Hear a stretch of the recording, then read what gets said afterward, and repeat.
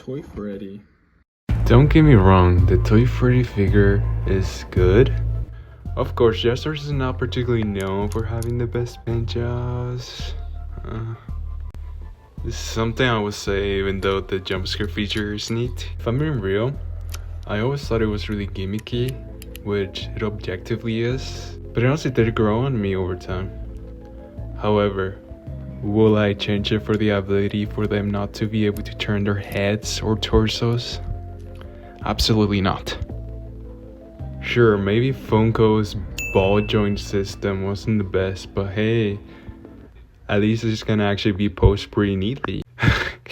Jazzwares figures, in my opinion, look pretty awkward because there's not really many ways that you can post them in. You might also be wondering why in the first place I am even doing a Hoax fan-made character not official from any of the games from over a decade ago. Well, bills. Since the FNaF movie, there's been a new generation of FNaF fans, so I'll quickly explain it. So around 2014, when FNaF 2 came out, there was a rumor that if you enter 1987, you'll summon Toy Golden Freddy. Yeah.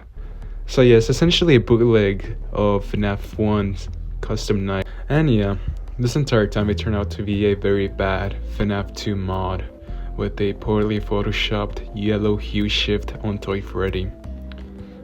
So yeah, essentially I made this character since there's not many Jazzwares figures I could do that I haven't done with Funko figures. But hey, there's also so many unoriginal fan-made characters with the word golden plastered all over. So hey, at least I picked a character that's somewhat iconic. I don't know. Hey, if Sparky made it as an Easter egg in the FNaF 1 movie, who knows it won't appear in the sequel as like a little Easter egg. Now, as for the paint job, if you've ever dealt with yellow paint, you don't know how much of a pain it is to actually get the paint to do its job. You know, like actually covering the surface. With colors like yellow, you have to do constant layers, and it's just gonna look fuck. With colors like yellow, you have to do constant layers, and it's gonna look really bad at first. Like, he just sort of looks like he's covered in piss right now. But you gotta keep waiting for it to dry, then keep going with the layers until he's actually, you know, yellow. But yeah, once he was all yellow, that's when I began repainting his bow tie along with his buttons with a very thin detail brush. This part is kind of fun, but definitely tedious.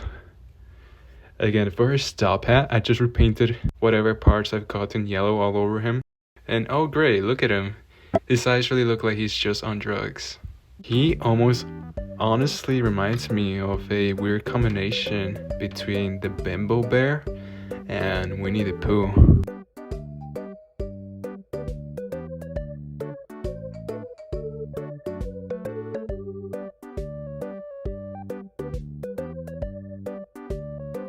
Lastly, I covered those meth looking eyes and painted them black. And you're a sobriety, Freddy.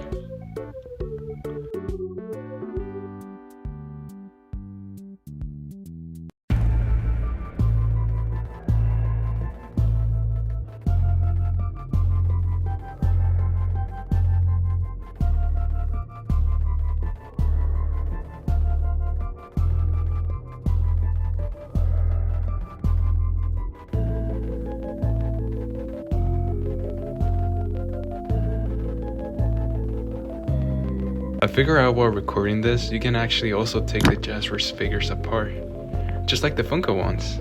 It was really useful since the paint job kept chipping off at the joints. I don't think you can remove the upper arms since, you know, the jump scare feature, but it was actually very useful since I didn't see anyone online figure out that. So maybe I'm the first person to figure that out. But just be wary that they're way too difficult to pull apart and put back together. So try if you can not to move their joints while you're drawing, and use as least paint as you can around the joints.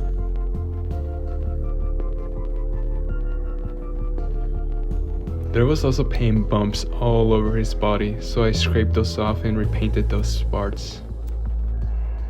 It's weird that I think he looks just like a Club Penguin character without his limbs.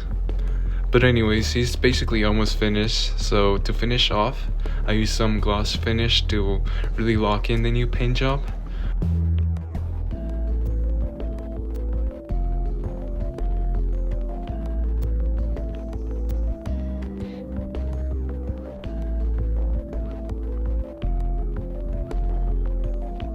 Unfortunately, it didn't really work since the yellow I used in him turned out to be matte the entire time.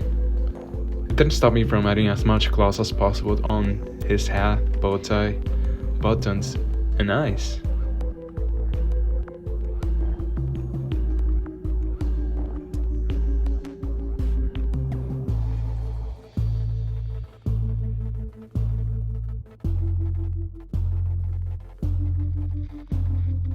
I won't lie guys, compared to other paint jobs I've done in the past, it's definitely not the cleanest.